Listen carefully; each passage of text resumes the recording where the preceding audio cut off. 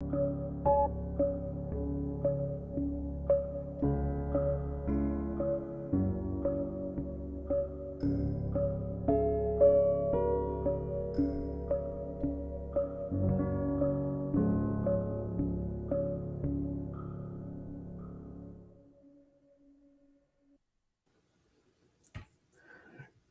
morning, everybody. I am here in not the smartest guys in the room. I'm on the live stream. If you're watching the live stream, Dr. Tachi is with me. As soon as Dr. Tachi gets into the podcast or into the clubhouse room, we will get this space going. We got all kinds of things to talk about today.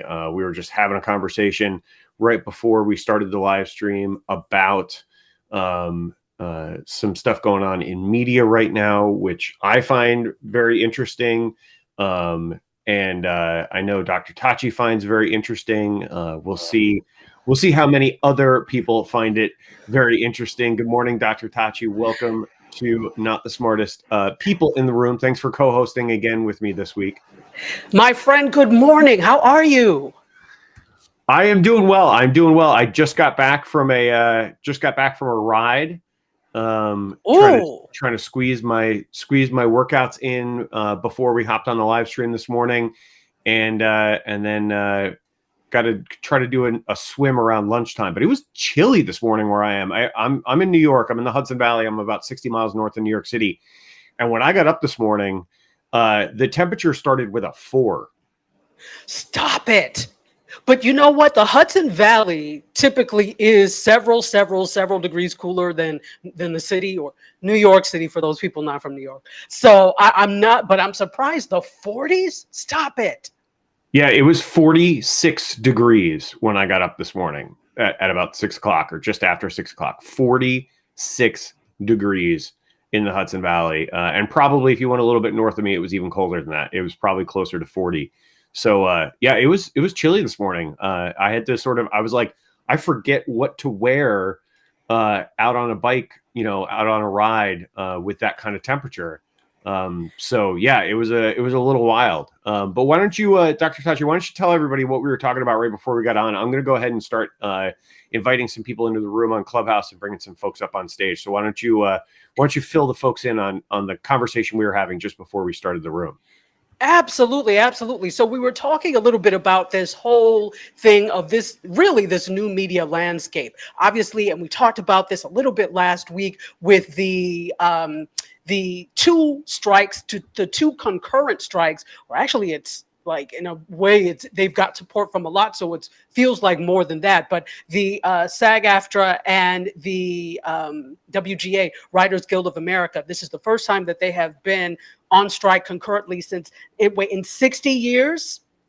I believe is the number. And so this is really having a significant effect on production and the level of production that studios are going to be able to put out, because obviously no one can work on a struck, that's what they call it, a struck set, right, or a struck production, and that's the people they're striking against. However, they have made some concessions or given some waivers to some independent projects, which leads me to what part of what we're going to talk about today, the opportunities that are arising in independent production in general. Yes, this is specifically television and movies, but that also means independent production in other ways. This also would involve music. This also involves podcasting, all those types of things. So that's part of what we're doing. And so Tom had brought up earlier, as we were talking, the Paramount Accords. And so let me tell you a little bit about what those are. Maybe you know,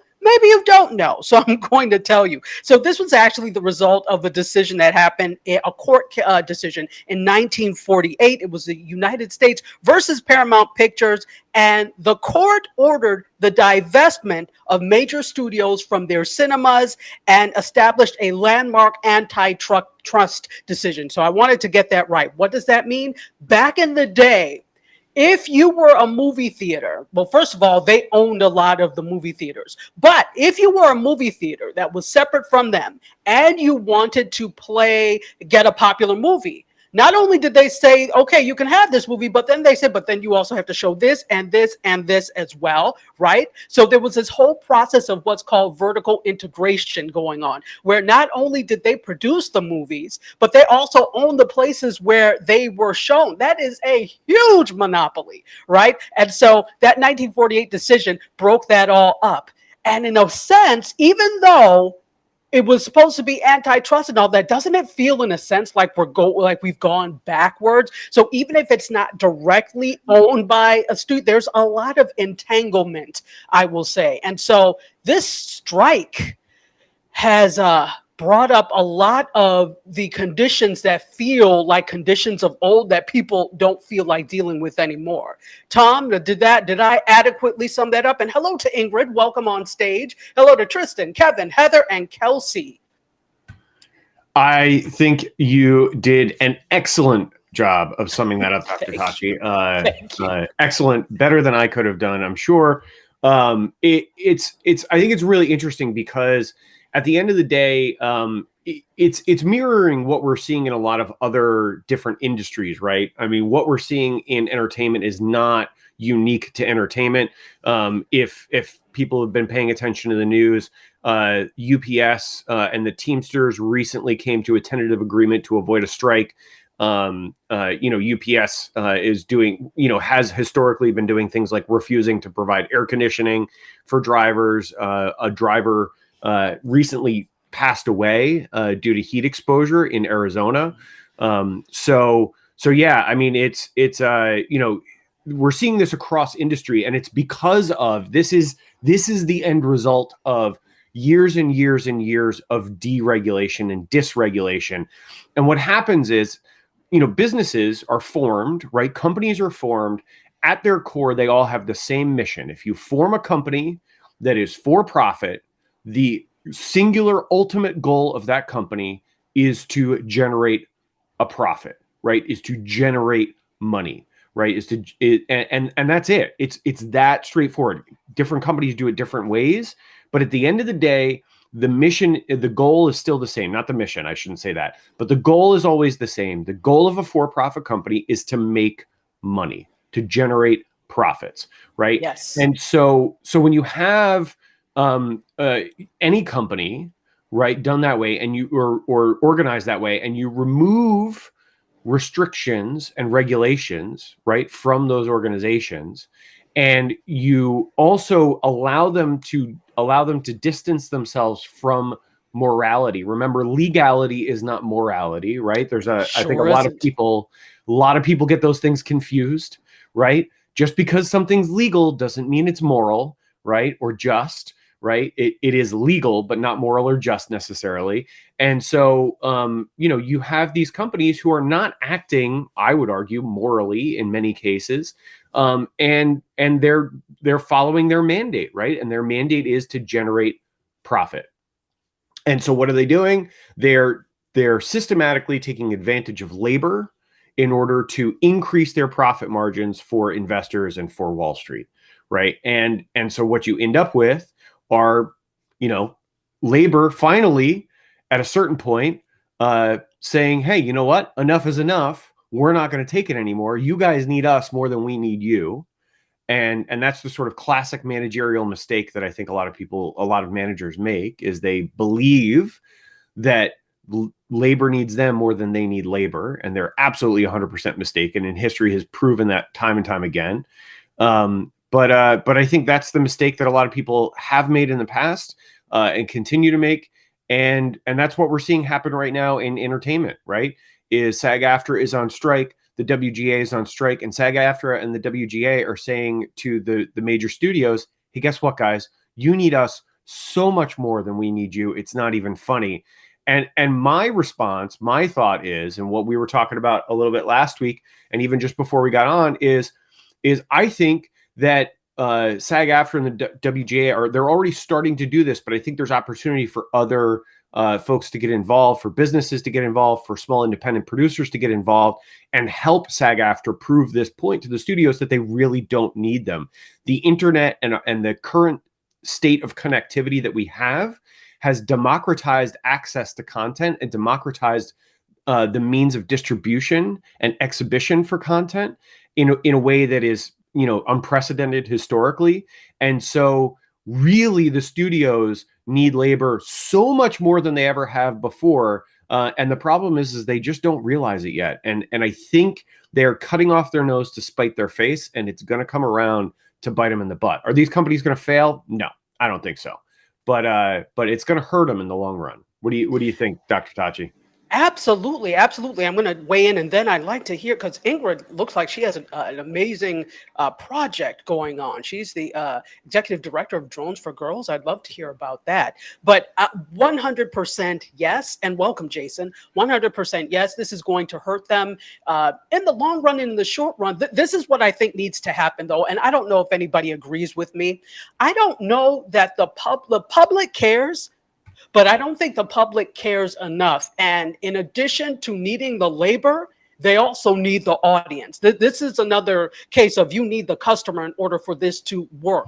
But I don't know that we care enough. I can't tell. I was just reading some, and shame on me because I have vowed never to read the ignorant comments of folks underneath posts, because so many people don't know what the hell they're talking about. But I was reading underneath one of these posts about, there was an actor who posted, and I think I talked about this last week, who posted his residual checks, and he was on some pretty big shows, and one was like $50, like $57 for the show, and it's still on. It was like $57, and he had a decent part. So those types of things. And I was just reading the comments underneath that about, well, you chose and I hate those types of things, because if somebody said that to you, you would be all marching in front of the Capitol for this. But I hate those types of comments. And so I think the public doesn't get it. So I think what both SAG-AFTRA and WGA, in addition to striking for themselves, you also need to make us, and not just me, but us, the public, understand why this matters. I don't think that we feel vested in this, and we should, because it affects us too. So far, the discourse and the conversation has really been around the industry, and it's had little to do with why we matter in this fight too. Does that make sense? And I don't know if anyone else agrees, but I think it matters. Anyway, I think people don't grasp. Sorry, go ahead, Jason. I was going to say I agree, but I wanted to hear what other folks have to say. So absolutely, jump on in, Jason. What do you got? I don't think they grasp because it doesn't cost them yet. But here's the reality. A recession is actually in place. It is going. And what's the first thing that people do when they can't work? They want to be entertained. And they want to be distracted. Some want to actually work and get right out there, but when their revenue source gets cut and they get to a paralyzed state, let's imagine like COVID, right? You're stuck in your house, and what do you have? You have your television, you have your phone, you have all these things that can take your mind away. And entertainment, fortunately and unfortunately, is a big part of our lives. And are we using it to the best of our ability? Like, what are you learning in the morning? So when I come in Not to the Smartest Guys, it is a place where I'm coming to learn, discuss, mastermind. But imagine people don't have that. And that's what SAG, and it's so important that these entertainment organizations stand up, because what they represent to the people who don't understand tech, who are way far behind, your image, your voice, no sourcing company has the right to own any of that for an elongated period of time, unless it's a one-time project that, say, like a movie, or say like a television show, that only the royalty rights for that, and just for that only. No spin-offs, just for that. And that's what they expose people for. And they're not getting it until they can't be entertained anymore. So the latency is definitely like what Dr. Tachi's talking about. The latency is going to speed up as in the next few months, and we're going to see very drastic things. But, that's what they say, 177,000 people are deeply affected by this strike. Like, that's just initially. And think about the people that extend out from that. So the dependents, the commerce that goes along with that, it spreads out like a weed. And that's all I wanted to say. That's amazing, Jason. Thank you so much. Absolutely. And that's not all. That was excellent. So nothing is ever just all with you, Jason. You always have great insight to add to the room. And we've got Julie and John that joined us on stage, but Ingrid was here. And I would really love to have, Ingrid, if you're available to speak, would you mind introducing yourself and telling us a little bit about what you think on this topic? I am here, and my introduction is that I am the executive director of Drones for Girls and a startup that is temporarily called Drone Pilot Site. And I am here in Wichita, Kansas, by way of Detroit, Michigan, and a whole lot of other places. By that, I mean I grew up in Arctic Canada. I guess that's basically the intro about me. As far as this topic is concerned, I have a friend in Northridge, California, who is a writer. Shout out to Jerry Jahigu, who has been a writer for SAG-AFTRA for many years, for a couple of decades, and I know her feelings on the subject, so I don't want to speak for her, but I hope that people get paid. I hope that people get paid, and I definitely have noticed the opportunity for greed to take over and for people to not take care of other people, which is really what Drones for Girls and Drone Pilot Site is about, is a community of humans taking care of each other and themselves. So I hope that happens.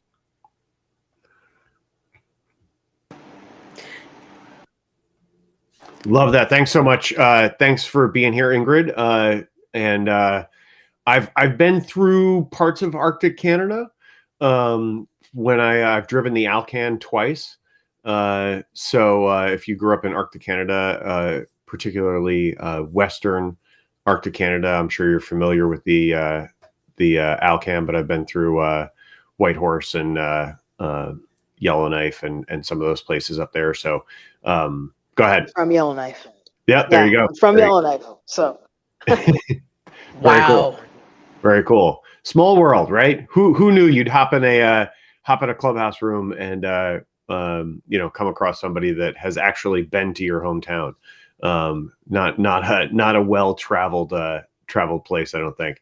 But not exactly a tourist trap. But yeah, anyway, no, appreciate you being here. Thanks so much for sharing your thoughts. Totally understand you want to speak for your friend. But I think at the end of the day, specifically in the context of SAG-AFTRA and WGA, culturally in the US anyway, we've kind of like historically systematically devalued creative work, and it has always been a sort of challenging way. There's a reason why there's the phrase starving artist exists, right? It's always been a difficult way to earn a living in the creative industry.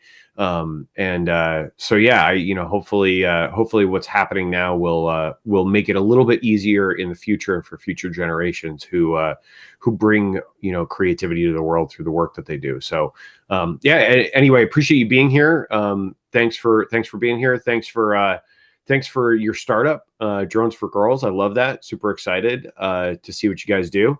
And yeah, so we'll move along to John Jay, who's up on stage with us. By the way, for anybody in the audience, I've invited all of you up on stage. None of you seem to be taking me up on the offer, which I'm a little hurt by, because I'd love to talk to you guys. I'd love to talk to Don't be Julie scared. Oh, here's Heather. Now she's got a raised hand, but I invited her up on stage already. I don't understand what's happening. Dr. Tachi, do you want to try inviting some people up on stage? Yeah, absolutely. And don't feel compelled if you don't want to. Yeah, you don't have to. It's just, I was just saying there's a bunch of folks who are like regulars in the audience who I've invited up on stage who didn't come up, but I don't know if there's some glitch happening on my end because I'm actually using Club Deck on my desktop. For any of you guys who are regulars in the room, not the smartest guys in the room, not the smartest people in the room today with my co-host, Dr. Tachi.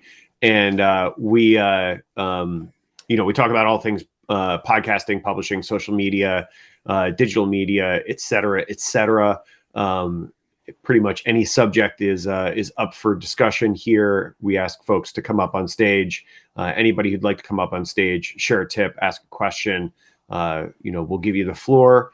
And that's pretty much what we do here every week. So without further ado, I'll turn it over to John, see what John's thoughts are on what we're talking about in terms of, creative work, labor, SAG-AFTRA, WGA, labor strikes in general. John Jay, what say you, buddy?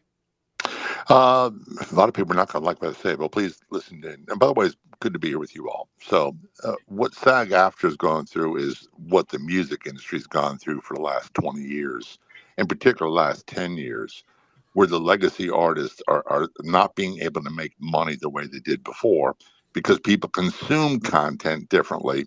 And the music industry, the record label companies, they were slow on the ball. So they're a big company, just like any other one. The one problem I have with this whole strike is, and I heard you say, and I'm paraphrasing, that the television companies, the movie companies, the big distribution houses, they need the writers, actors more than the other way around. That's true. However, what they all need to realize is they need the consumer, number one. Without the consumer, they got nothing. Nothing. And if they don't address the reason why people are not consuming the content and consuming it differently, then they're going to be out of luck. And AI plays a role, everything else plays a role in it as well. But one of the things that Dr. Tachi said, and I'm paraphrasing her too, is they're not making a good job of convincing the public, the consumers, of why we should care. They need to address that. Why should we care what those struggles are? We have been dictated to by celebrities, so-called wannabe celebrities, A-listers, B-listers, C-listers, whatever, what we should think for so long.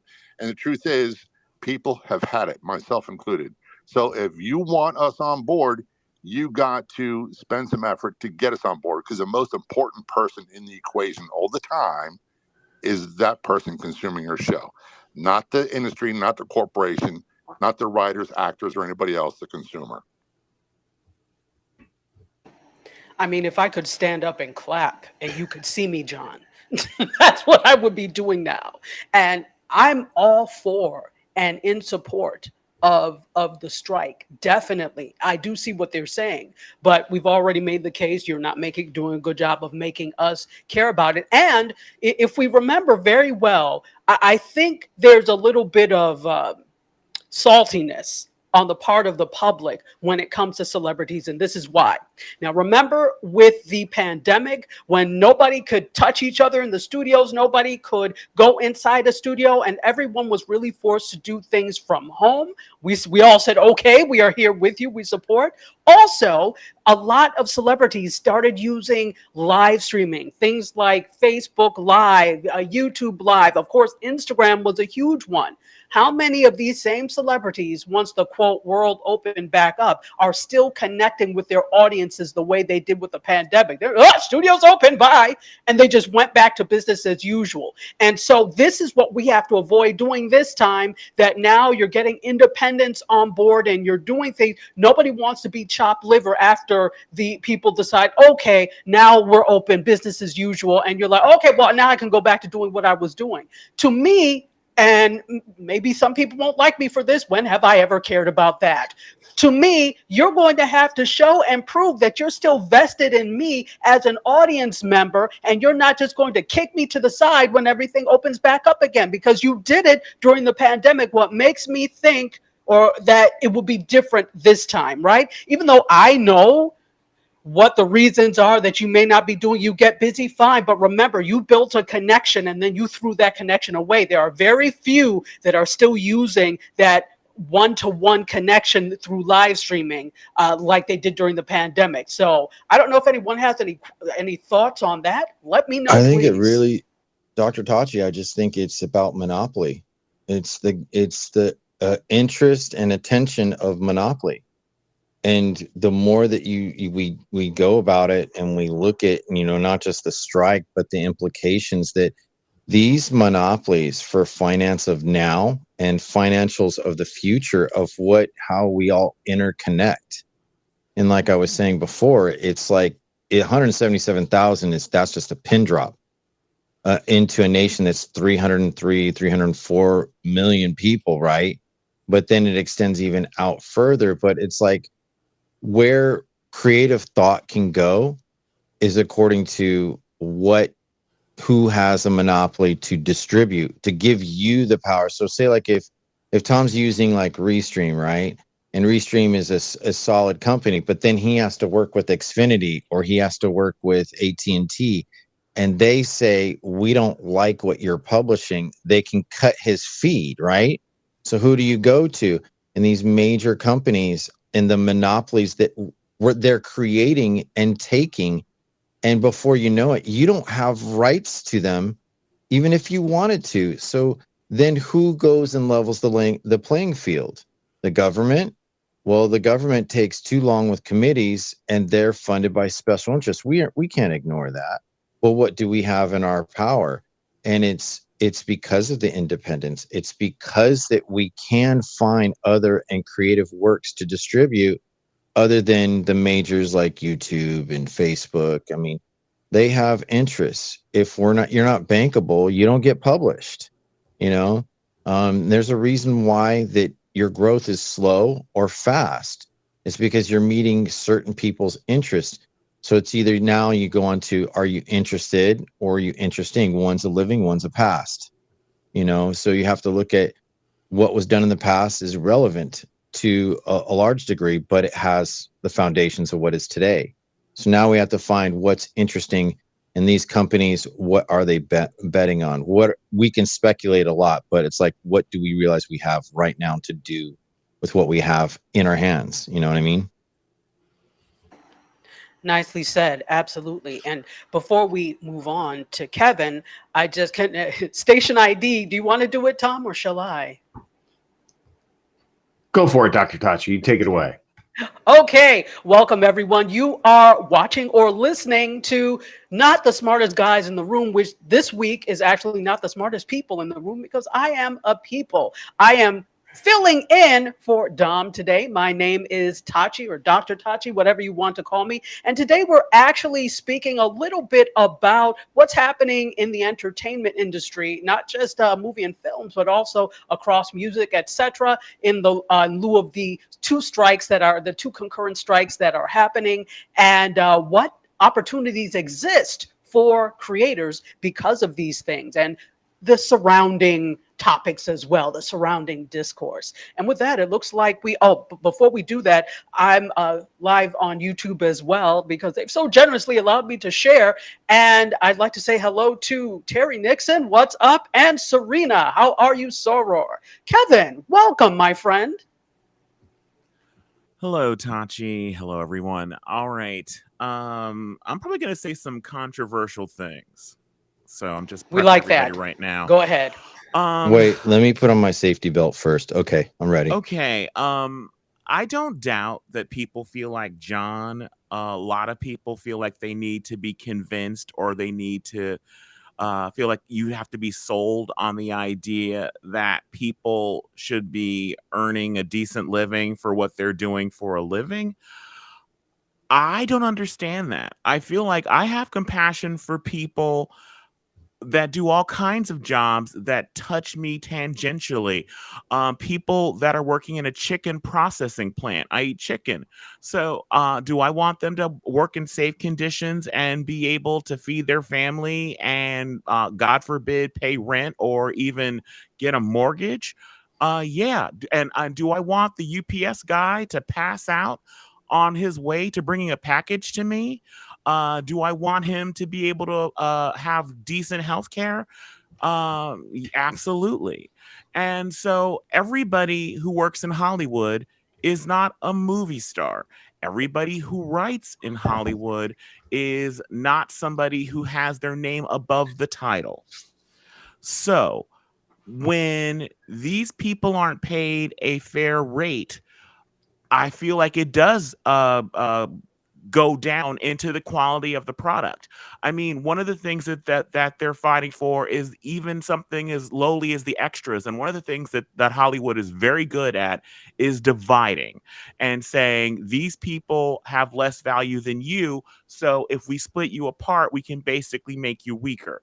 And so one of the things that they want to do that to me feels diabolical in the long run, and I don't know who else who's cool with this, is the idea that they want to basically scan extras once, pay them once to scan them, and then use their image in perpetuity forever. So that means that when you see a scene that takes place in a school and you see some kids walking by or a mother walking a kid across the street in the background, that kid and that mother were shot in 2023, and in 2053 we'll still see them walking in the background. That's creepy to me. And I feel like this is how a lot of people get their foot in the door, and to even get into a union, they start out doing things like being extras.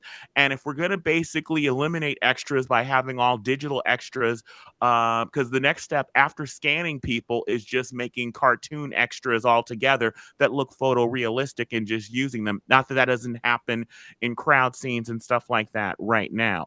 So that's disturbing to me. And I feel like we should have compassion for people because they're people and because we're people. That's right off the top. So, selfish reasons. I love art. I consume art. I consume music, books, movies. I want artists to be paid fairly, but also what encourages people to go into the field to create art is the idea that they'll be able to feed themselves, make money, or potentially be famous. If it gets harder and harder for people to make a living doing this job, less people will do it. And obviously, the studios would rather have a computer or an algorithm write movies for us. The reason why so many movies actually have bad scripts now is not because there aren't talented writers. It's because too many cooks are in the kitchen, too many people that are actually in power positions want to override artists based on their hunches or based on demographic issues, what they think will sell, and they change stories. And so they basically would rather have an algorithm write stories. I want art. I want new stories. I don't want just a bunch of computers pushing out a bunch of old stories all mushed together in a new shape or a new form. I want art. And I feel like if you want art, if you want new stories, if you want what art can give to us, you want people to be paid fairly just so they'll keep making the thing that you enjoy. And if the strike continues and goes much longer, it's going to actually affect what's on television. This fall is not looking good, but there are movies that are in the can, but we're going to run through those. I hope the strike doesn't have to go on for months for people to care about it when it's actually affecting them when they turn on the TV and see nothing is new on. But I feel like it shouldn't have to come to that. We should be able to come together and have compassion for people because they're people and we're human beings. And I feel like being human is becoming less and less valuable with the insurgence of AI. And I feel like if we can't stand together and have compassion for people, I feel like it's going to be a time that we're all going to be replaced. And so I think we need to get on board now while we still have a chance. Kevin, let me just speak really quickly to that. Hey, Dom, yay! Kevin, and we'll go to Dom next. Kevin, I agree. We should, but I love you. And I always say you use Kevin logic. It's logic, but it's Kevin logic because, the average person should care. And I think this about someone else as a human being wanting to have their livelihood. But here are two things. The average person in the public thinks everybody is Tom Cruise level or slightly below. And so they don't see any match between themselves and that person. And so they think, why should I think about a bunch of people who are already rich when that's not the case? And that's why we're saying you need to do more to let us know and make us care about it, because that's like caring about the 1%, right? Why would I, carry a candle for you when you're going to be all right? So I don't think that the public has a good idea of how many people are not making what is the statistic is about 87% of SAG-AFTRA members make $26,000 or less per year off of SAG-AFTRA things. I don't think the average person knows that. Number two, I think that even though it's the same, it is a job, it's a little different in terms of the public's mind.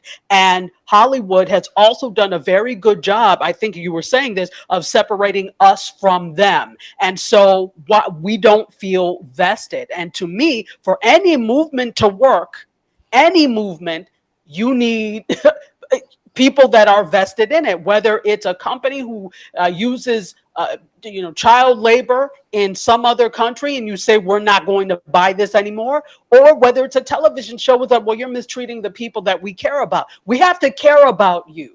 That's the thing. And if we all think that everybody is a Tom Cruise, we're not going to care. I don't mean to pick on Tom Cruise, but no. Okay, let me say this.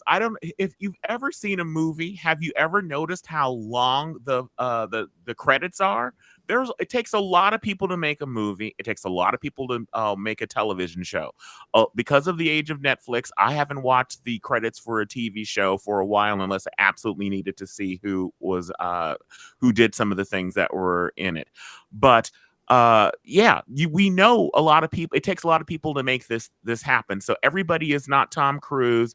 Everybody is not getting paid $1 million an episode. I feel like that's a given. Maybe because I live where I live, I know this. I would assume people would know that the key grip is not a millionaire. The best boy is not a millionaire. So there's that. And one thing, I just wanted to speak to something that Tachi was saying, and I feel like this is something where we definitely disagree, Tachi. When you were talking about the celebrities during the pandemic who were much more accessible via social media and doing live streams and all these kinds of things, they're artists, and artists need an audience, and they want an audience. And so when they had no other way to express themselves as artists, they used platforms like this to express themselves as artists. And I feel when it comes to actors especially, I feel like they do a disservice. Anybody who wants to be a movie star, who wants to be a real craftsman actor, should not make themselves omnipresent on social media. I disagree. Sorry. No, I know you disagree, Tachi. I've been working with you for years now, so I have a vague idea how you think about some stuff. But anyway, the reason is, it is harder to accept someone as a character when you feel like you know them. You may not even really know them, but if you feel like you do. So if they're omnipresent and I'm watching you at the grocery store picking out stuff, I'm watching you basically wash your car, I'm watching you wash your kid's hair, and then I'm supposed to watch you be a fighter pilot or watch you play Satan or something. I'm like, isn't that the same guy who goes to Trader Joe's and picks out the best apples for his niece? I'm like, no, I feel like that's why we don't have stars today, because people are too omnipresent. Part of being even the term star, it's something that's brilliant, that shines, it's far away, it's distant. And when it comes to being an actor, even someone like a star kind of actor, or an actual actor, a thespian like Meryl Streep, we don't need to know them to appreciate their art. I think it makes it easier for us to appreciate their art. It makes it easier for them to disappear and become a new person. Each time the credits roll, we see them as somebody new because they're a blank slate. We don't really actually know them. Okay. Thank you, Kevin. I will speak to that. But Julie, Tom, can we get Julie in? I'm sure she has something to. Yeah, absolutely. Let's go to Julie, and then I got a couple of things I want to chime in on. Julie, good morning. Welcome up on stage. What do you got going on today? Good morning. I love the controversial topic, to be honest, between Kevin and Dr. Tachi. But thinking about like, should you be doing those things on social media? Should you be exposing yourself? There's a double sword because people want to know you, number one, and it gives you cachet, it gives you other streams of income. If you have a huge following, if you are present, omnipresent, unless you're an A-list actor, you're trying to make some cash. So I think it depends what level of creator you are. So that's all. I really don't know a lot on this topic, so I'm just listening. Thanks, guys. Thanks, Julie. Yeah, I think, I agree. I mean, I think, look, at the end of the day, I don't think there's a right way or wrong way necessarily. I think it depends on the individual. For some actors, for some sort of A-list celebrities, maintaining their privacy and, not being omnipresent is the right way for them. And for others, the right way is to be omnipresent and to use their platform to espouse other views or support other causes and things like that, which we see a lot of people do as well. So I don't think there's a right or a wrong answer. I think it depends on the individual, right? It's down to the individual and what is best for them. The other thing I wanted to say is to this idea or this point that we were talking about, that the vast majority of people in the entertainment industry are not wealthy and do not make millions of dollars a year. I wanted to provide some personal anecdotal sort of evidence to support that idea. As anybody who's in here who knows me knows, I spent about 17 years working in the television industry. I was in the entertainment industry for 17 years. I produced hundreds of hours of content that's been broadcast on the BBC, NBC Universal, ABC, CBS, the Discovery family of networks, Scripps networks, etc. Right? Like I've produced a lot of stuff that you guys have all watched. I would bet money that at some point along the lines, most of you have seen a show that I was involved in. And at the end of the day, when I left the television industry, I was a showrunner. So I was essentially responsible for overseeing the full series production, right? So from before we went into from pre-production on a series all the way through the production of all episodes of that season, of that series, and then into post-production and on to final delivery to the network. So I oversaw all of that, including the team and the personnel necessary to produce those things. And the most I ever made working in the entertainment industry was about the same as a very well-paid senior police officer. That's about how much money I made. Right now, I would meet people and they would ask me, I would tell them that I worked in television. We would talk about shows I worked on, et cetera, et cetera. And they would often say, or they would often kind of assume that I had a lot of money. Right. But the most I ever made was about the same. And this is not an exaggeration, about the same as a well-paid senior police officer in sort of a metropolitan area, right? So I'm going based on what I know police officers make in the area around where I live, just outside of New York City, right? In some of the counties and towns around this area. And I know that they make a pretty decent living, right? A good living for a police officer. And that's about how much money I made, right? So I was not making millions of dollars a year. I was not getting rich working in the entertainment industry. And I was pretty senior. Right. I was up the ladder only like 2 or 3 rungs from the top. Right. So that's, that's the difference. And Ron just commented on YouTube, said, so why are actors paid so much? Here's the truth, Ron. A couple of actors, a very, very small percentage of actors are paid a lot. Most of them are barely paid enough to get by. Right. So the vast majority of actors make very little money as actors and have other jobs, right, to support their acting habit, so to speak, right? But a select few, the ones we all know as household names, they make a ton of money. But most of the other people don't. The vast majority, over 80, like about 85%, something like that, of SAG-AFTRA members make less than $26,000 a year acting, right? It's right around there. It's above 80%, right? Make less than $26,000 a year as actors, right? Professionally. So the vast majority don't make very much. And then the last thing I will say, and then I'm going to go to Dom because he's back in the room and I want to give him a chance to say hi to everybody. The last thing I will say is a quote came to mind was when Kevin was talking about how everybody should earn a living, be able to earn a living, because through the work that they do. And the quote popped into my head is back from 2017. I think it was from Dr. Fauci when he said, "I don't know how to explain to you that you should care about other people." Right. And I think that's sort of that sums up the sort of crossroad that we come to with things like this is, I don't know how to explain to you. I don't know how to explain to people that you should care about whether or not other people are able to survive based on the work that they do and the contributions they make to society and to business, right? I mean, it's just that simple. I don't know how to explain to you that you should care about other people. And with that, I'm going to go to Dom because I know he cares about other people a ton. And I'm super excited that he stopped in while he's on vacation. So Dom, what's going on, buddy? Okay, number one, loving the conversation. I'm by an interstate in Ohio. We just went to Waffle House. Me, my dad, my daughter, and my son are driving cross country to Texas right now, Pennsylvania to Texas. So now my daughter and my dad went into a Starbucks after the Waffle House. So I figured I got to come talk to you guys.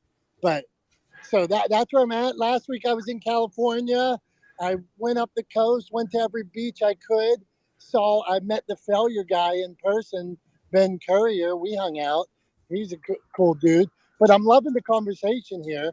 And I want to say that I've been on all kinds of productions, and I've been the lowest man there, the lowest. And the rate for the lowest man was $175 for 12 hours. So figure out whatever that was. And then if you got over 12 hours, sometimes it rained, sometimes it was 50 degrees. So I would say 50. Sometimes it was 30 degrees and you stood there for 10 hours. And to Tom's point, the most I ever made was for day, because I always do day work. I pick the days. I'll be like, oh, they're looking for a driver that can drive a standard. Okay, they're paying $350 for 10 hours. They're paying $400. So then I'll jump in on those kind of days. The most was $600 in a day, and that was for a commercial. And they said, are you able to, what'd they say? Can you act like you're working?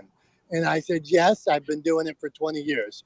Pretend like I'm working. So that was my range. So 175, and I see every once in a while the 175 for 12 hours, it's still there. So probably if you added that out, it's not good. But that's what I got, guys. And so I'm heading to Texas. And then the coolest thing, when I get to Texas, we're going to see Jake Paul fight.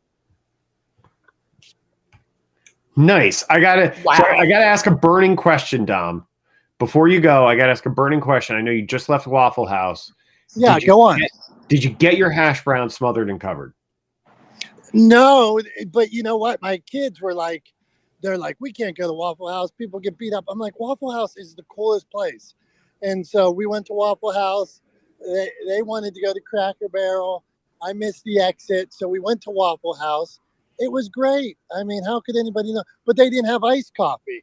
Hey, and where does the room stand on iced coffee? Like, I drink iced coffee when I'm going to drink coffee, but some places look at me like I have two heads, and they looked at me like I have two heads. So Yeah, because you went to Waffle House and asked for iced coffee. You thought it was Starbucks? No, well, I can't afford Starbucks. My dad and my daughter are in there right now. That's why I'm standing outside talking to you. So I will do iced coffee, but in the mornings, even in the summer, when I get up, there's a hot pot of coffee on, right? We set the timer so it brews like right before we get out of bed. So there's always hot coffee on in the morning. So I'm hot coffee first thing in the morning, regardless of time of year. In the afternoons, in the summertime, like early afternoon, like right after lunch, I love an iced coffee. And actually the coffee maker we have has a function to like sort of, it does like a double strength brew and brews it over ice, and you can brew it over ice. So you get a decent cup of iced coffee out of it. But yeah, like I'll do iced coffee in the afternoon, but I'm fully on board. Like if you're eating breakfast, it's hot coffee. You don't have iced coffee with breakfast. Like I got Waffle House's back. Hey, I have never had a full glass of regular coffee. I can't do it. I don't, my wimpy throat won't allow it.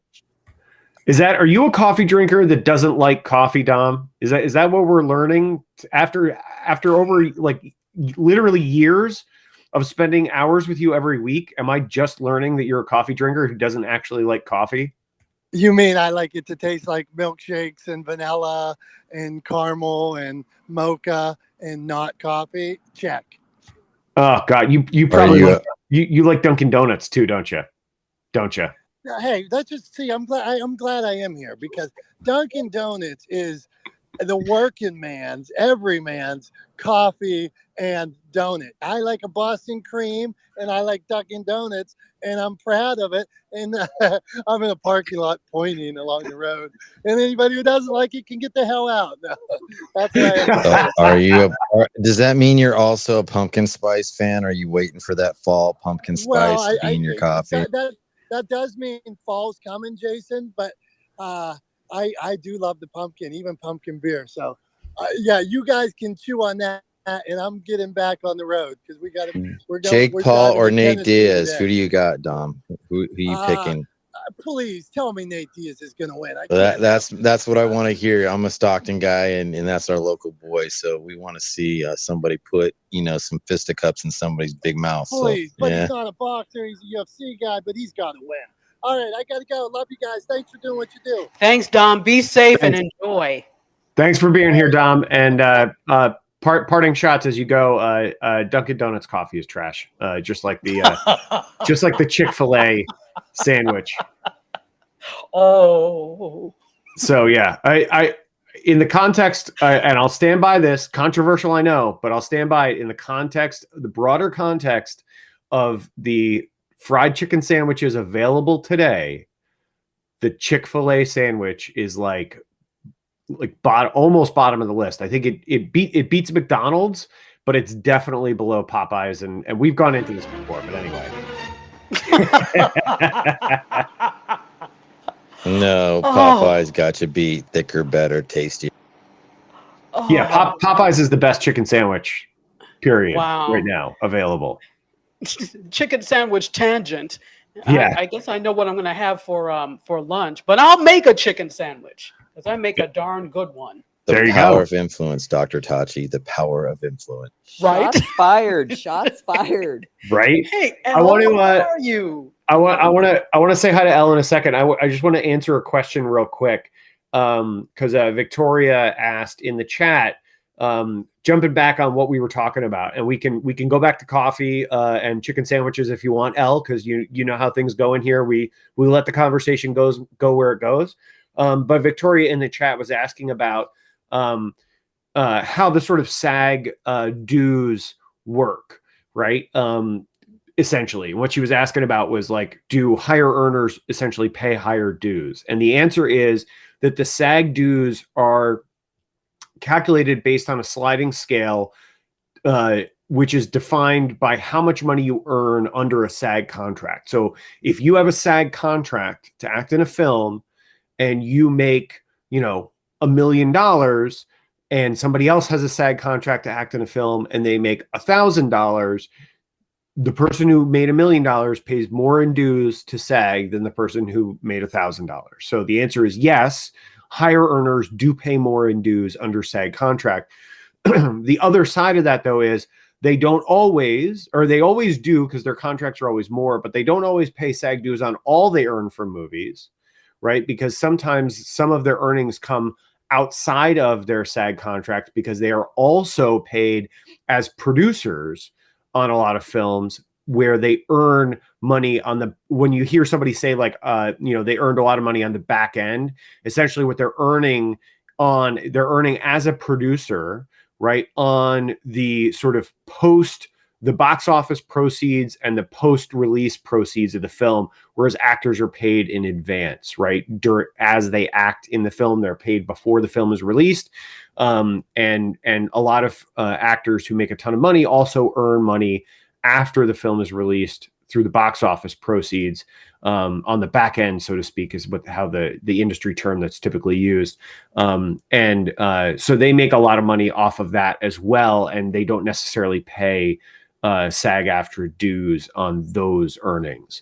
But their dues, they do pay more in dues. They do pay more in dues. And no, the dues don't go to the poorer actors, Victoria. It's like any other union. The dues go to the union. The union provides benefit to the workers. That pool of money funds things like healthcare and other benefits, retirement benefits, et cetera, for the workers that are members of that union. So SAG is a union just like any other union. SAG-AFTRA is a union. The WGA are unions, like the Teamsters, et cetera. So it's not taxes. Teamsters don't take money and give money from higher earning Teamsters to lower earning Teamsters. That's not how it works. It's not how unions work. So I don't know how else to explain it. But anyway, yeah. So the fees are different for every union, but it's a union nonetheless. So all that said, sorry, Dr. Tachi, did you want to add something to that? Oh, you're on mute. You're on mute. Sorry, you did a fine job of explaining that. No, Ron TV Metro had a question going back to the whole thing with social media and celebrities, asking if we feel that the current high-paid actors worry that people are turning more to social media videos for entertainment than, I guess, traditional entertainment. Gotcha. Cool. And yeah, it looks like Cheryl's chiming in and answering some more detailed questions in the chat. So appreciate that, Cheryl. Thanks for throwing that information in there. And now, without further ado, we'll go to Elle and see what Elle wants to weigh in on. It's good to see you again, Elle. It's been a while since you've been in the room. So bring us up to speed. Let us know what you got going on, and tell us if you want to talk about coffee, chicken sandwiches, or union strikes and labor strikes. Good morning, everybody. I'm drinking hot coffee. I'm with you, Tom. I do like iced coffee. However, in the morning, it's hot coffee, and I'm going to tell myself probably till about 11, maybe noon. I'm drinking hot coffee, and it's going to be 100 degrees today. So yeah, hot coffee. I've missed you guys. I've been doing a lot of traveling over the summer on some fly fishing excursions, and that doesn't always allow me to get on Clubhouse. But yeah, I'm interested in this topic only because I don't know a lot about the struggles and the issues surrounding this topic with the SAG actors. So this is interesting to me. But hi, everyone. Hey, Elle.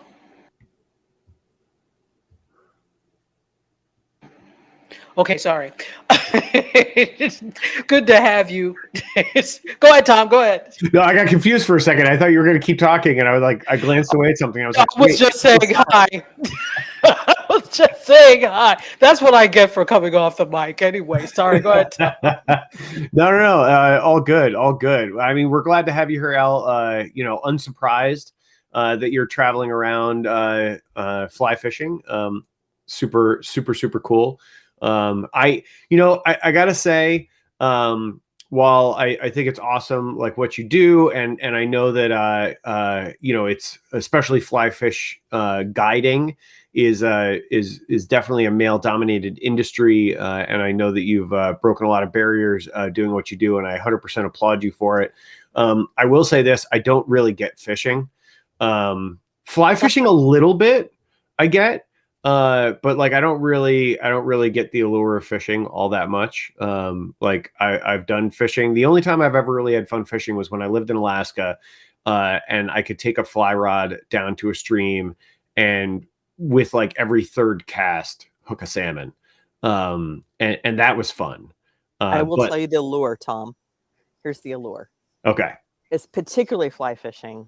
trout do not live in ugly places, and it's active. So I'm with you on the fishing. I've fished for walleye. Boring, just trolling around in a boat. That's boring. Walleye are delicious, fly fishing to me is more about where you're at, the oneness with nature. Fly fishermen are a little bit more conscientious as far as I pinch down barbs on my hooks, which makes it harder to land the fish, but gentler for the fish. I practice catch and release. It's a lot of hiking in a day, a lot of movement, and usually in very, very beautiful places, and find it's just good for the soul type of stuff. It seems very relaxing. It is.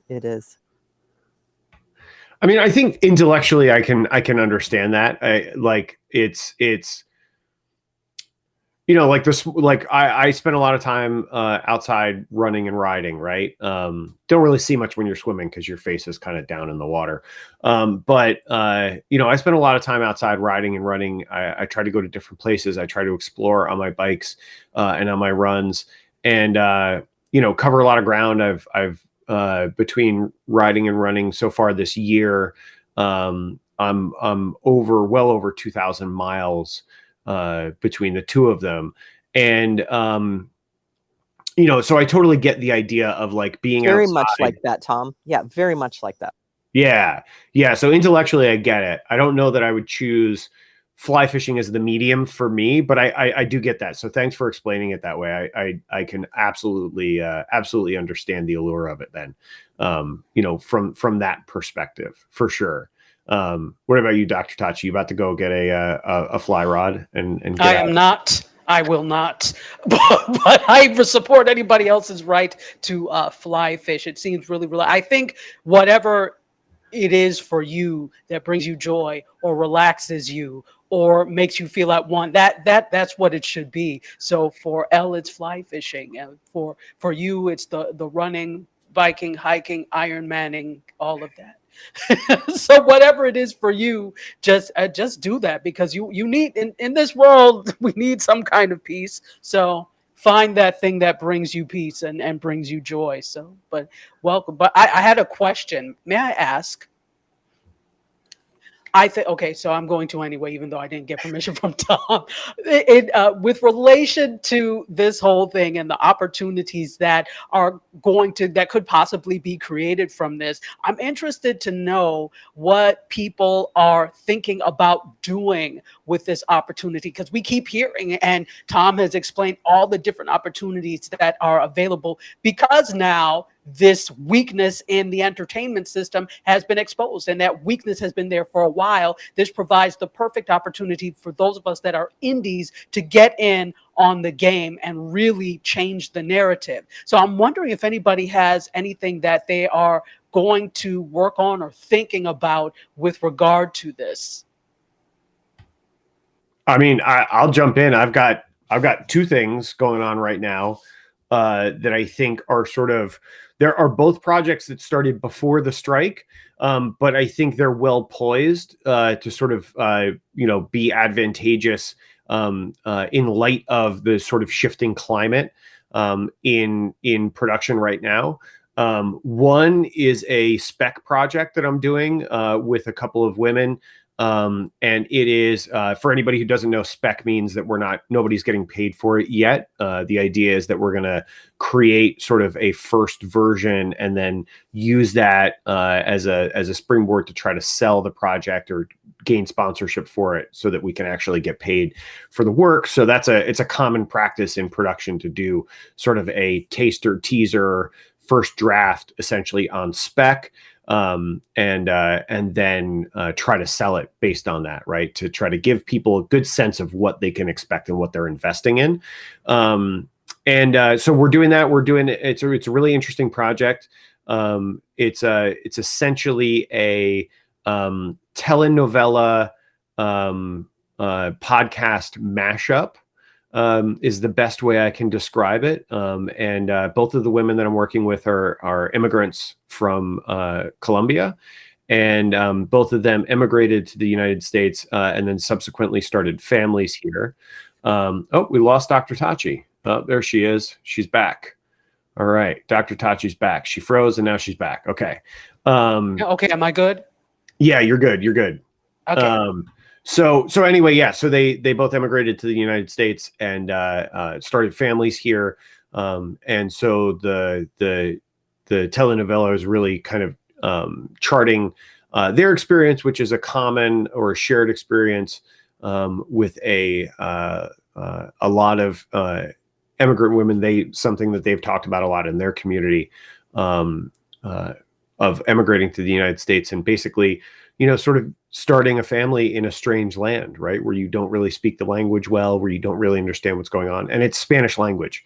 So it's a super interesting project.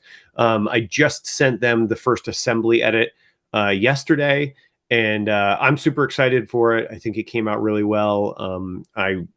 Truth is, my Spanish is not great.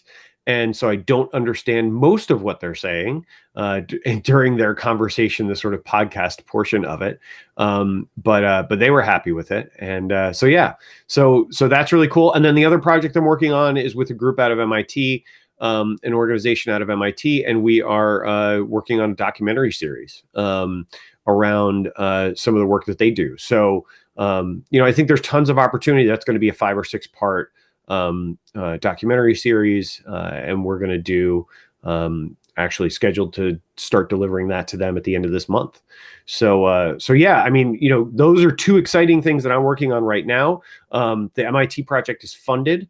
The other one is on spec. But I think there's a ton of opportunity to create novel content. So like I said, that one project is sort of a mashup of a telenovela sort of radio show. The way we're doing it, packaging it, is sort of as a telenovela, the traditional like sort of radio telenovela and a podcast sort of mashup, but we filmed it.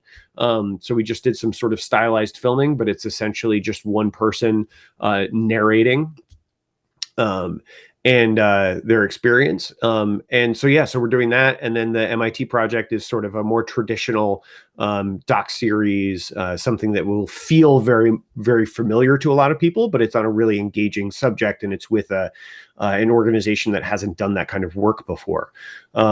So yeah, I mean, that's 2 examples, but I think, the examples are endless. And really what it comes down to when it comes to whether or not something is worth pursuing is really answering a question: does it provide value to the audience you're trying to reach? And if it does provide value to the audience you're trying to reach, and it's delivered well, then you will generate an audience over time for it.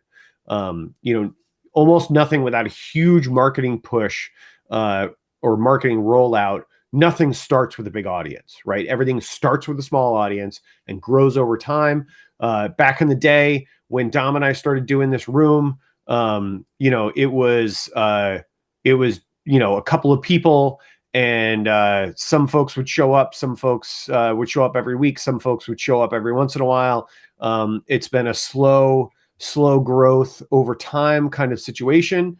But we kept showing up week after week. And now, earlier Jason referred to this as a mastermind, which I'm like, I don't know, like, do other people feel like that? I mean, that's, if that's the case, then I am amazingly humbled, that people feel that way about this space that we've created, and that they come here for that every week. That was our intention from jump, was just to create a space where we could talk about the stuff that we were passionate about, and have a little fun with a great group of people and surround ourselves with a bunch of brilliant folks. And if we've accidentally created a mastermind in the process, then I'm 100% here for it. But I show up every week because I promise you, I get a ton out of this space. I get a ton out of talking to all you guys and hearing all of your thoughts and opinions on things. And yeah, I just I'm super excited about it. But yeah, I don't know. You guys tell me. What do you guys think? Is Jason right? Is that true? Did we accidentally create a mastermind here? Anybody? Bueller? Hey, Tom. Hey, Dr. Tachi. I'm Cheryl. This came up on my Clubhouse, probably because I follow Dr. Tachi and then Ching. Hey, Ching. So I just posted in the chat the Independent Streamers Alliance.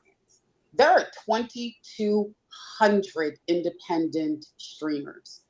I know the founders of two of the largest, which are Quelly TV, which is specifically for Black Americans, well, Black folks across the diaspora. Reverie is Legitibity. Yes, I do watch TikTok, so Gen Z, LGBTQIA plus Legitibity. So I would tell people to check out the 2,200 independent streamers. I love the fact that they got together. I love the fact that they're not part of the AMTPT. I love the fact that, like so many independent filmmakers, these are independent streamers. Go check them out. You may not make a lot of money, but what I can tell you is that over time, you'll make more than selling some shit to Netflix as somebody who sold some shit to Netflix. And they do not pay well, I'm just saying. The AMPTP and the larger streamers sort of have a chokehold. So I love the fact that 2,200 independent ones got together. I would tell people to go check them out. They tend to be very specific. Like I said, Reverie is LGBTQIA+, Quelly specifically for the Black diaspora, but there are other ones. I know Evanita. Tom, you were talking about your project, and Fanny and Nelson started Evanita. Now they have it was a production company. Now they have a soundstage. They help for crowdfunding, and they just started their own streaming network. And so here's what I can tell people. You will make more over time because they give you, first of all, you get your analytics. Analytics is king and queen. That's part of the problem with the AMPTP is the fact that you don't get your analytics. So Netflix will put up, hey, you may be number one. Okay, but what does that mean? Who's actually watching it? What are the demographics for it? When you have that information, then you can continue to make content specifically for the people who are watching you, right? So that's the big one. And with most of these independent streamers, part of it is you get your analytics so that you know who your target audience is and can then have marketing plans for that specific target. I'll give you a for instance. Dark Girls, this documentary that I did 10 years ago, actually 12 years ago, which is still in rotation. Once it went to Netflix and then streamers started buying it because it's been on Amazon, it's been on Netflix, I haven't seen money probably in 8 years or so. So, and I have no idea regarding the analytics, but we have a Facebook group. And from that, I could actually tell that we were very, very popular in the UK, which Netflix never told us. Amazon never told us. No one ever gave us those analytics. So I think that, yes, obviously AI is a big fight, but I think the bigger fight is finding out who your target audience is. And one of the reasons that they don't want to give up that information is because then you can go off and find your own audience and market directly to them. Anyway, I've talked a lot. No, this is invaluable. Thank you so much. And Cheryl has put that link in the chat if you're interested. Cheryl, nothing but God today because I was supposed to get that article. I needed to read that and know. So thank you so very much. I want to take a look at it after this.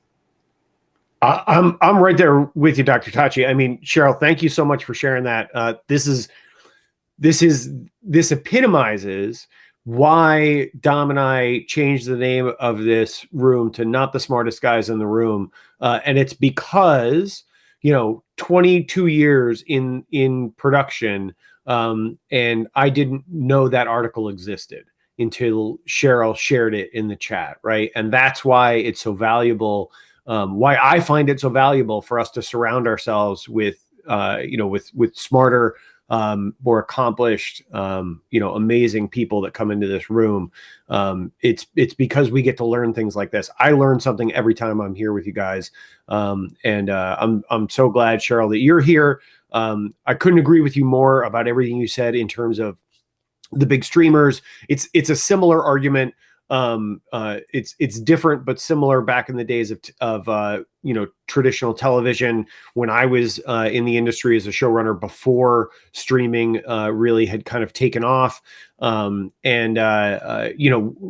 used to have to fight with networks to get ratings, right, and to get ratings breakdowns from them. They didn't want to give their production companies those that information. We used to have to, or they would edit that information heavily before they gave it to us. So yeah, it's a standard tactic, and I think they're even more tightly held now. That information is even more tightly held now than it was back in the days of traditional television, because as you accurately pointed out, Cheryl, it's real easy to do an end run around these studios, and they know it. They know that their business model has a fatal flaw, right? And the same thing that allowed their business model to succeed, right, over the last 10 years, as you watch the sort of growth of Netflix and other streamers, the same thing that allowed those business models to succeed, to generate multi-billion-dollar companies and to generate billions of dollars in revenue, is the exact same thing that is a fatal flaw in their business model, and that is accessibility, digital accessibility, and the democratization of distribution. Right. And so, yeah, I'm super excited to look at this Independent Streaming Alliance and read through those. I can't wait to get my eyes on it. But yeah, I think that the opportunity is ripe, right? The fruit is there, hanging low on the tree, and all you have to do is pick it. It's ready to eat. Right. So to use a somewhat tortured metaphor, but it's right there, right? Like, pick the low hanging fruit, and the low hanging fruit is do an end run around some of these big studios and big streamers. I think. So go ahead, Cheryl. What do you got to say? I was just going to say. So we know the newest study regarding leaving Black content on the table, right? $10 billion a year. So we know that there's an audience for it. With the disabled community, so here's the thing. I run Women of Color Unite, as Dr. Tachi knows. Everything we do is based on stats and analytics, right? So I talk a lot of stats because people tend to get up in their fields when it comes to diversity, equity, inclusion, accessibility, and belonging. And I always say, excuse my language, but I always say, fuck your feelings, but fuck mine. So I'm completely statistically driven. So we know that regarding Black content, regarding disabled content, that the fact is over 90% of the American population, when an ad has someone from the disability community in it, that they see that product, that ad, as being more favorable. And that is because 25% of the American population has a visible or invisible disability. If we all live long enough, we will have a disability, right? So the average is somewhere between 500 billion and 1 trillion that they're leaving on the table regarding that. That's why I always tell people, find an independent distributor. There really isn't enough content out there for marginalized people, right? And that goes against, that's all groups. So if your content is specifically for a community, the thing is, they are out there. Find a distributor one of these independents, who that is their target audience, because that's where you will actually make the most money.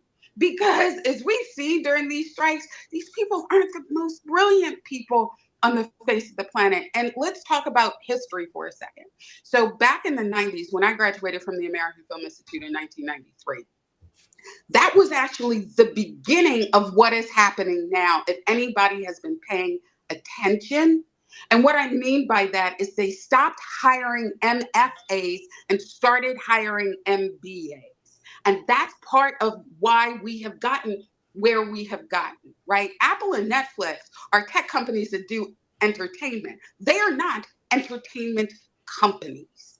And that's why we're at the impasse. But if you've actually been paying attention, it was always going to lead to this moment, right? So again, back in the 90s, I'll take directors for an instance. So when directors got into the DGA, straight, let's say out of film school or worked their way up, the way that it used to work was you shadowed somebody, you got paid for that. And then the director that you shadowed followed you for your first episode, and that director got paid for that. So for 2 episodes, they actually paid 2 directors, and then you were off and running. When women and more marginalized people started getting into it, that is when they stopped doing that. So I like to use Hannah Leah Culpepper, who's a Black woman. You guys would know her from Star Trek Discovery. Hannah Leah shadowed 17 times before she actually got an episode. So we could see that this moment was actually coming if you are actually paying attention to the entertainment industry and what has been happening. And that's why the ISA is so, like, I love it, because these are the people who have quietly been making their inroads into very specific communities. So as I like to say to indie producers, I've been an indie producer for 30 years. Go find your tribe. They'll pay your rent. I love that, Cheryl. We need to drop the mic right at the end there. And you know, as I was listening to you, what I was thinking about was, God, I can't get that out of my head. Go find your tribe. They'll pay your rent. But as we were listening, you know, as you were talking about, you know, this starting back in the 90s, I'll go you one further, right? I would say that as culturally in business, I think this goes back to the early 1980s and Jack Welch becoming the CEO of GE.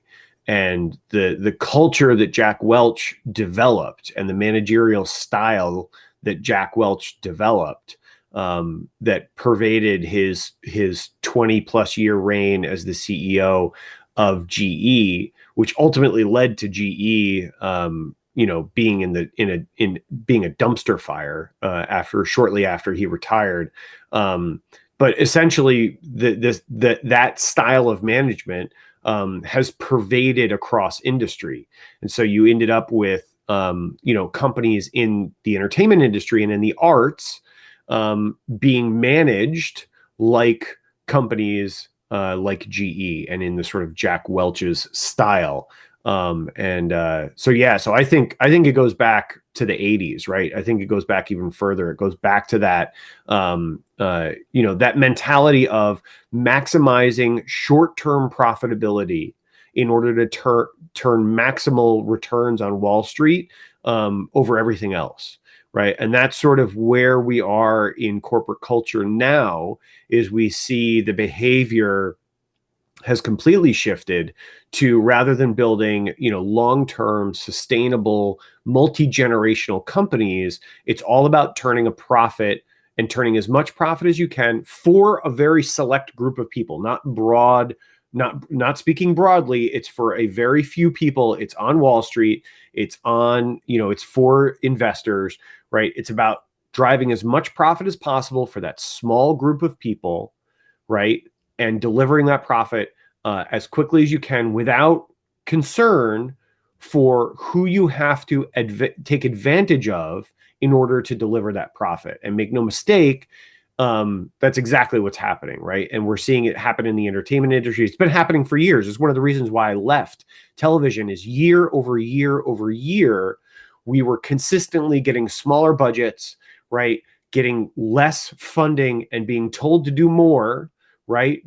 Having more demanded of us with less money, right? With smaller budgets. And we were told that the way to do it was to take advantage of the easiest to sort of control or take advantage of cost, right? And that's labor. So basically we were told, get people to work for free, get people to work for peanuts, get people to work as day players, don't provide them with any sort of benefits, et cetera, et cetera. Like that was the mentality of the industry. It's one of the reasons why I left, because I just didn't feel good about what I was doing on a day-to-day basis anymore. You're absolutely right.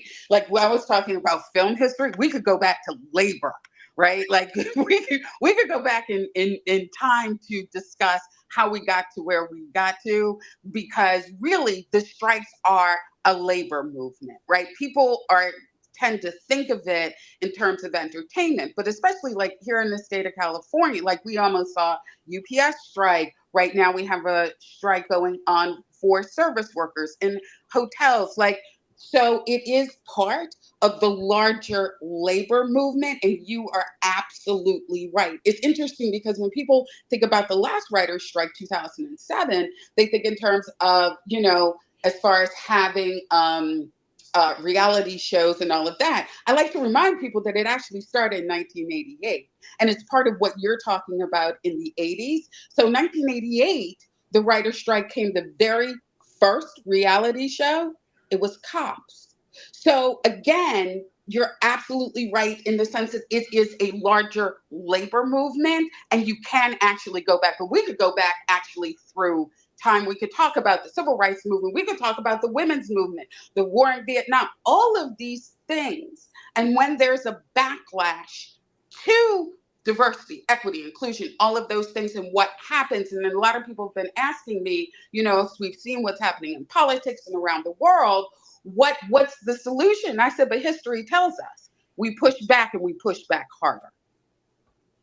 Yeah, 100% agree. Yeah, the solution is labor pushes back. And historically, that has been successful, right? And I don't see any reason why it won't be successful this time either. Dr. Tachi, what do you think? No, I'm just reiterating that you push back, and you push back harder. And I would say refuse to accept the same conditions that got you there in the first place. Because I think sometimes people quickly forget when things get, quote, good again, but we can't let up. So I agree. Excellent. Tom, we didn't do a show and tell. I've got one handy.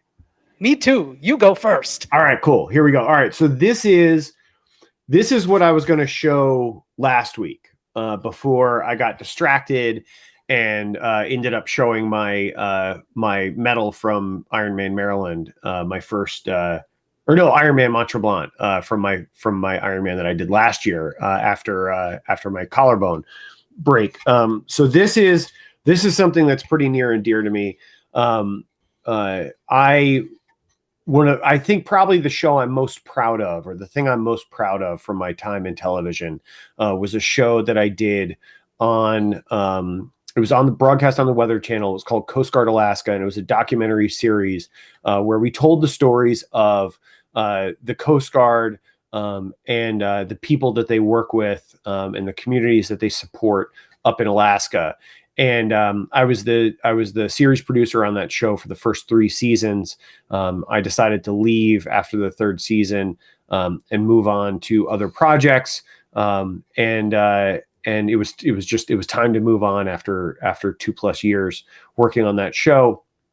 And when I left, I was given a plaque, so to speak, by my crew and some of the coasties that we work with and worked with, and it's still here in my office to this day.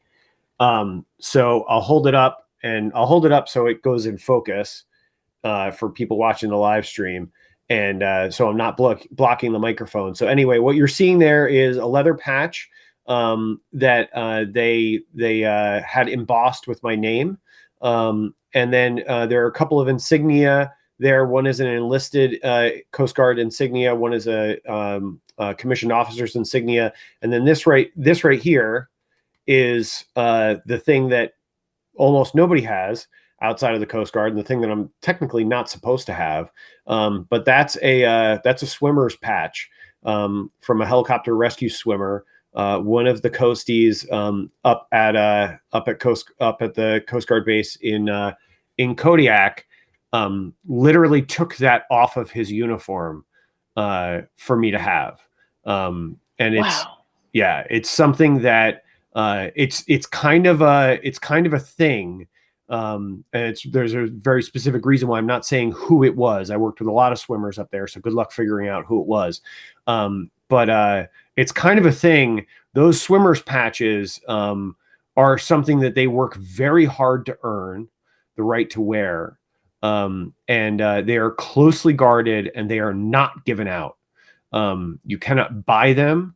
And it is, while it's not strictly forbidden, it is heavily frowned upon to give them to anyone. So it's a big deal, a very big deal, that rescue swimmer took the patch literally off of his uniform so that I could have it. And it means the world to me. Like I said, I'm super proud of the work that we did on that show. And to give you an idea of the sort of lasting impact that those relationships have had, I talk about one particular story from my time there in my book that's coming out next month, and talk about probably one of the hardest interviews I've ever had to do, where we interviewed the fiance of a gentleman who was lost at sea. When his fishing boat vessel went down and the Coast Guard went out, they were able to rescue some other crew members who made it into the life raft. Unfortunately, this one gentleman did not make it into the life raft. But to this day, his fiance has stayed in touch with me via Instagram. And periodically will send me a message letting me know that she saw the episode where we told the story of her fiance, and to say thanks for helping keep his memory alive. So talk about that in the book in broader context and some other lessons out of that. But I'm super proud of that. And I actually just got invited to one of the officers that we worked with when we were there just took over as the commanding officer of Air Station Kodiak. And he invited me to the change of command ceremony. Obviously, I couldn't make it because I'm here in New York and not up there in Alaska. But he invited me nonetheless. He specifically reached out to invite me to come to the change of command ceremony. So there you go. More than 10 years later, I'm still getting invitations from people, and still in touch with people that I met while I was working on that show. So it means a ton to me. I'm super proud of this. Like I said, it's not something that many people have. I'm proud of it because it's testament to the impact we were able to create on that show. So that's proudly displayed in my office. As it should be. That is an amazing story. I love that so much. It's when people sometimes say, well, what good is TV and production, but might know there are things and stories like this that come out of entertainment and content creation. So that's amazing. And it's also amazing that you want me to follow you with that story of heroism and such. And sorry. Mine is like it seems like rubbish compared to yours, but in a way it's not. So today, you're actually looking at this show and tell now, the mic stand. Now, and it's not just because it's a mic stand, and people it's like it's a mic stand. Well, there's a lesson in this one. So this mic stand I've had for about probably a year and a half and 2 years now. I have two of them.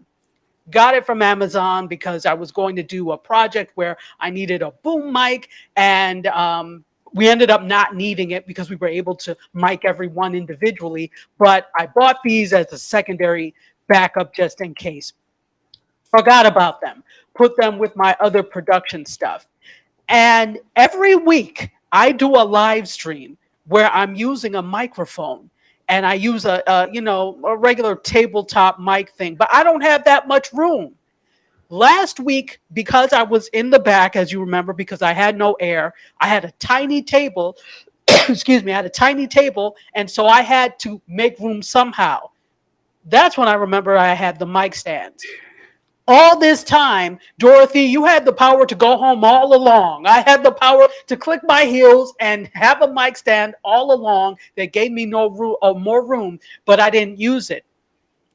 Was I saving it for a special occasion or what? In my head, I was thinking the next time I have a production where I have to use a mic, a boom stand, I'll have one. Not realizing I have a production every week where I need it. So the lesson in this is A, use what you have.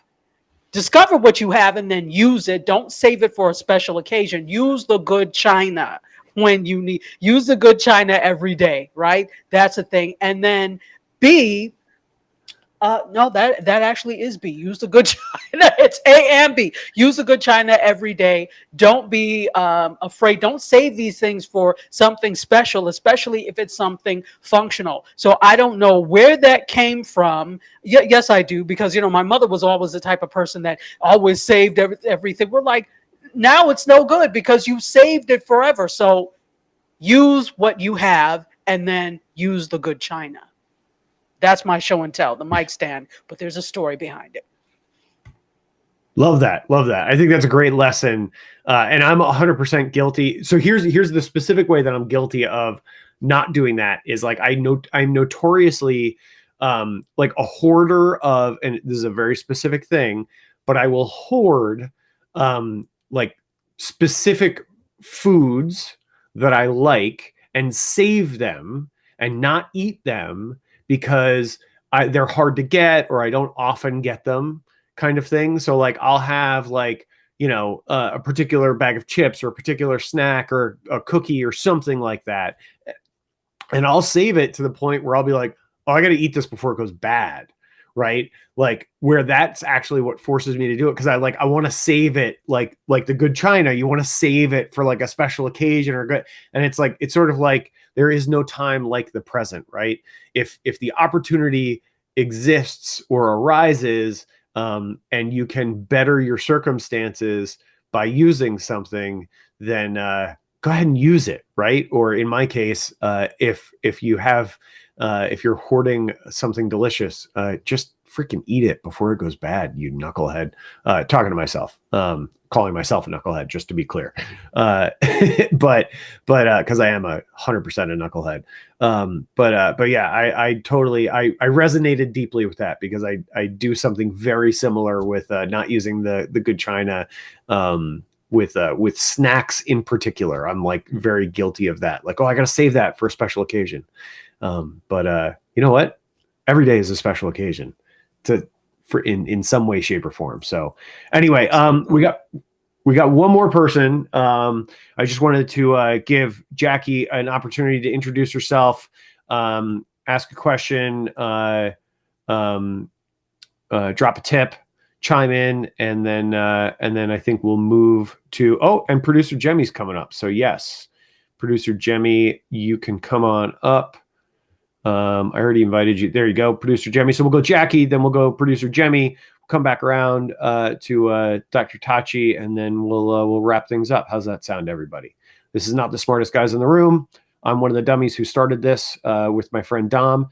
And Jackie, the floor is yours. Drop a tip, ask a question, chime in. What do you got? I was just going to say, yes, you always eat the stuff. You always use the stuff. You never know what day will be your last, what hour will be your last. I had a near-death experience when I was very young. And this sounds silly, but as a little kid, like, what do you save? Stickers. I have to save these stickers for something really cool. Well, you almost die and you realize that day might not come. So you better use or wear or do whatever you want with the stuff that you have, right? Also, I just wanted to share a win I had and be a little bit braggy. I finally made a website for my podcast and I'm super excited about it. I did it through Podpage, which was super easy.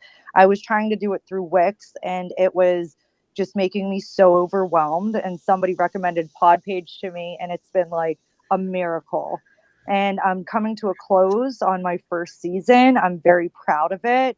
My last episode is very intimidating because it's going to be me talking again about all the beautiful people I've had in my podcast. But like you were saying earlier, Tom, it's like some of these people you can't help but to make friends, because in my podcast, we all share such vulnerable things that have happened to us. And it's just like you can't help but be close with these people afterwards. And you create such a beautiful network of people. You know, my podcast is on parenting and the real raw stuff behind it. I pride myself on being the realist it can be and not being all sunshine and butterflies, because that's not how it feels all the time, right? And I want people to feel like they're not alone. So just my website, that's what I wanted to come up here and be like, yay, about, because I was so scared to do it for so long, and I finally got it up. And before you go anywhere and before we wrap up, Jackie, before we move on, what's the name of your podcast? The Mama Jack, JAC. Awesome. So if anybody's interested, please check out the Mama Jack and check out Jackie's podcast. And congratulations on getting that website built. That's definitely a milestone and something you should brag about. So yeah, congratulations. Absolutely. And now we'll move on to one of the OGs of this space, producer Jemmy, who has been here, I think, since Dom and I started doing this forever ago, maybe even before I got involved. I don't know if you were back in the days when it was just Dom and Neil before I joined in, Jemmy, but let us know what you got going on. Drop a tip, ask a question. Floor is yours.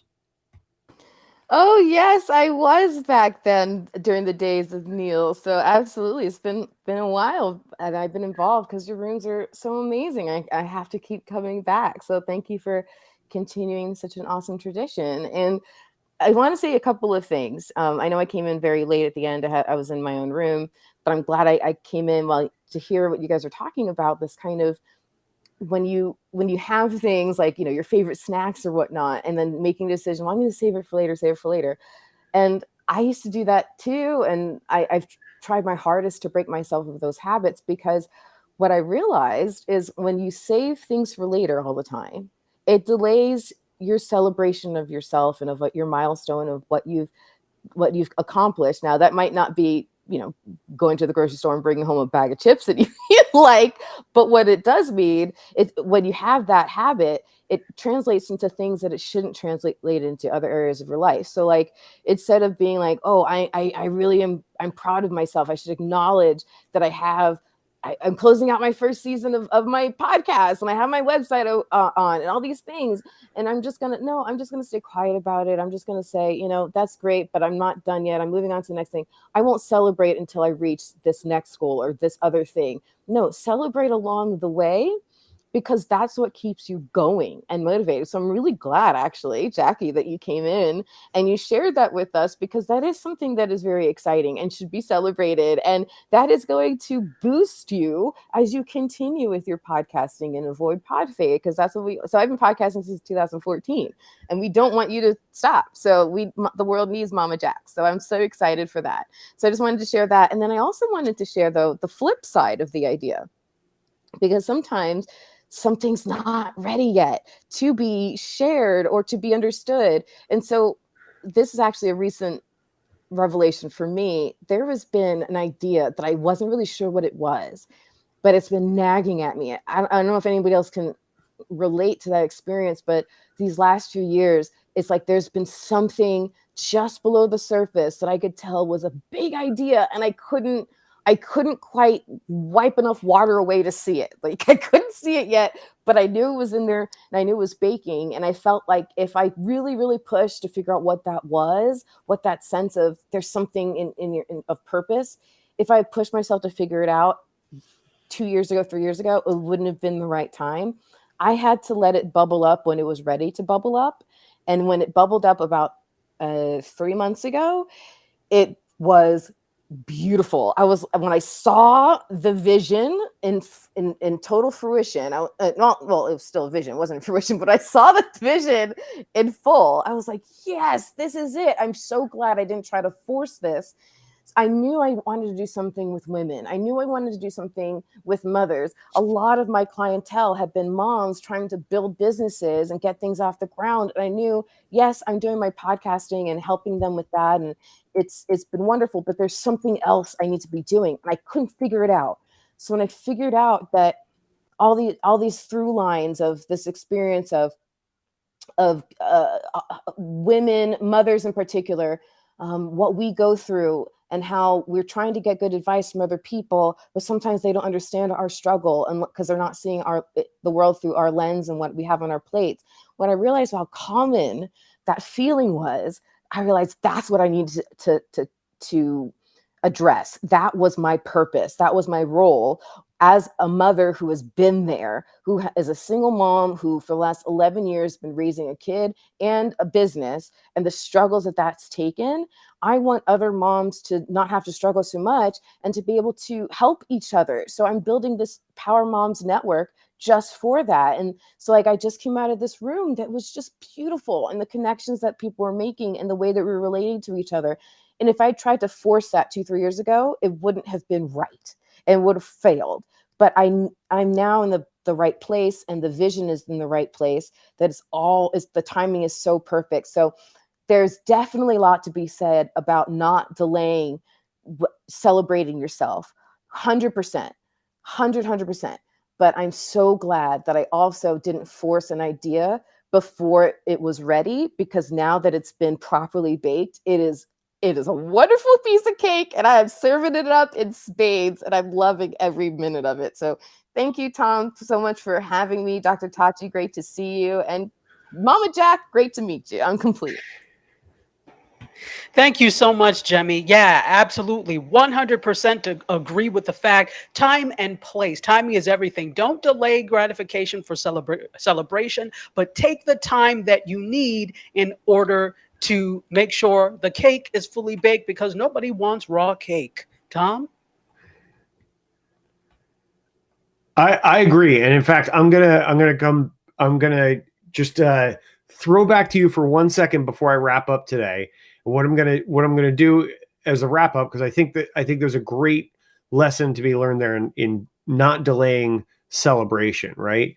And I know that like I've struggled with that personally, because I have in the back of my head, I always hear my mom's voice, and I know she was very well intentioned in doing this as a kid, but telling me nobody likes a braggart, right? Like we don't brag about ourselves, right?